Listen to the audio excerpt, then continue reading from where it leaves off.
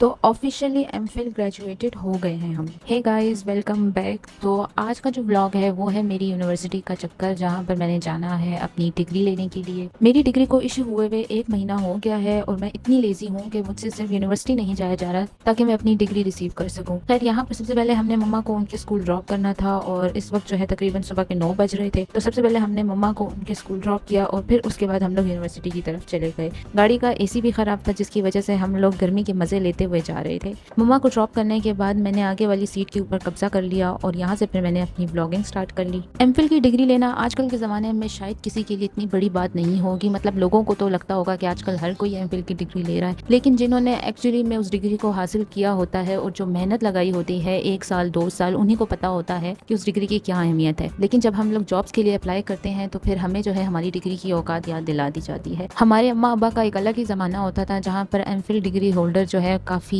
पढ़े लिखे माने जाते थे, लेकिन आजकल के ज़माने में मुझे नहीं लगता कि इस डिग्री की उतनी हैसियत रही है। खैर, यहाँ पर हम लोग यूनिवर्सिटी के गेट के अंदर इंटर हो रहे हैं और ये यूनिवर्सिटी जो पेशावर से है वो तो जानते ही हैं, पेशावर की जो है तारीखी यूनिवर्सिटी है पेशावर यूनिवर्सिटी। देखते ही देखते कुछ देर में हम लोग डिपार्टमेंट पहुंच गए और फिर पहुंचते साथ ही हम लोगों ने सबसे पहले शेल्टर देखा जहाँ पर हमारी गाड़ी मजीद गर्म ना हो सके। हमने दरख्त के नीचे गाड़ी पार्क कर दी और बहन मेरी गाड़ी में ही बैठी हुई थी और डिपार्टमेंट के अंदर मैं अकेली गई थी। पेशावर यूनिवर्सिटी की खास बात यह है कि यहाँ पर आपको और कुछ मिले ना मिले, लेकिन पेड़ पौधे आपको भर भर के नजर आएंगे। इतने पेड़ पौधे तो पूरे पेशावर में नहीं होंगे जितनी इस अकेली पेशावर यूनिवर्सिटी में। खैर, ये पेशावर यूनिवर्सिटी सिर्फ पेशावर यूनिवर्सिटी नहीं है, यहाँ पर इनका अपना कैंपस भी है और भी बहुत से इंस्टीट्यूशंस हैं। और ये थी मेरे डिपार्टमेंट की एंट्रेंस, जहाँ पर आपको लेफ्ट राइट पौधे ही नजर आते हैं और यहाँ पर खूबसूरत से दरख्त भी आपको नजर आएंगे। और ये हमारे डिपार्टमेंट का बोर्ड है जो अकबर के जमाने से यहीं पर लगा हुआ है। कितने आंधी तूफान आते हैं, इस बोर्ड को गिरा देते हैं, लेकिन फिर अगले दिन यही बोर्ड दोबारा अपनी जगह के ऊपर आ जाता है। तो डिपार्टमेंट में इंटर होते साथ ही ऑफिस का रुख किया और ऑफिस में जाते ही सर के साथ सलाम दुआ की। वहाँ पर पहले से ही कुछ और लोग मौजूद थे। खैर, सर ने हमारी सलाम दुआ का बहुत अच्छे तरीके से जवाब दिया और उसके बाद मैंने उनसे कहा कि चलें जी, मेरी डिग्री जो आपके पास कितने टाइम से अमानत में पड़ी हुई है तो वो मुझे अब दे दें। हमारे डिपार्टमेंट की एक खास बात मैं यहाँ पर आप लोगों को बता दूं कि यहाँ पर आपको कोई भी चीज़ टाइम पर नहीं मिलती है। टाइम से मुराद ये है कि अगर आपको कोई डॉक्यूमेंट चाहिए होगी तो वो भी आपको अपने टाइम से काफ़ी लेट मिलेगी, और अगर आपने अपनी कोई चीज़ इनके पास रखवाई हुई है तो वो भी इनको नहीं मिलेगी, इनसे आगे पीछे हो जाती है, इनसे संभाली ही नहीं जाती। हमेशा की तरह मेरे साथ भी ऐसा ही हुआ। यहाँ पर सर मेरी डिग्री ढूंढने के लिए लग गए। उन्होंने कभी एक फाइल उठाई, कभी दूसरी फाइल उठाई, फिर उन्होंने यहाँ पर मौजूद सारे बंदों को काम पे लगा दिया। कोई अलमारी खोल के देख रहा है, कोई ड्रॉर्स खोल के देख रहा है। आखिरकार डिग्री मुझे मिल ही गई। डिग्री मिलने के बाद मैंने सर का शुक्रिया अदा किया कि बहुत बहुत शुक्रिया कि आपने मेरी डिग्री को इतना संभाल के रखा हुआ था और सही हकदार तक पहुंचा दिया। मेरी डिग्री को इशू हुए 2 महीने तो तकरीबन हो गए हैं, लेकिन कोई भी मेरी इस बात का यकीन नहीं कर रहा कि मैंने वाकई में एमफिल ग्रेजुएट कर लिया है, क्योंकि डिग्री मुझ तक जो है वो सॉफ्ट फॉर्म में पहुंची थी और उसका कुछ पेपर वर्क बाकी रहता था, जिसके बाद वो मुझे हार्ड फॉर्म में मिलनी थी। तो जब तक मैंने हार्ड फॉर्म में अपने हाथ में नहीं पकड़ी तब तक किसी को भी यकीन नहीं आया कि मेरा एमफिल वाकई में कंप्लीट हो गया है।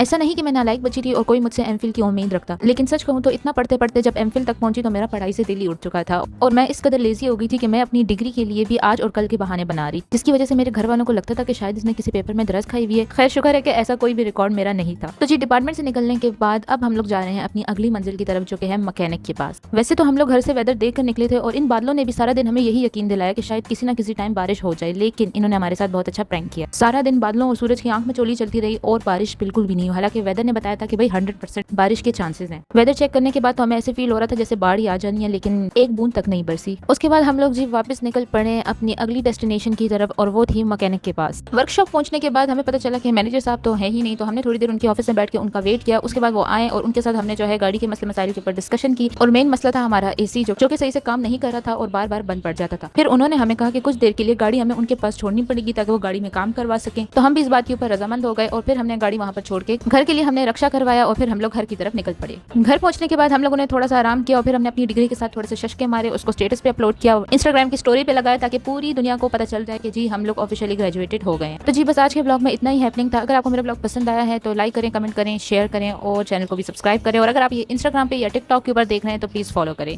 अल्लाह हाफिज।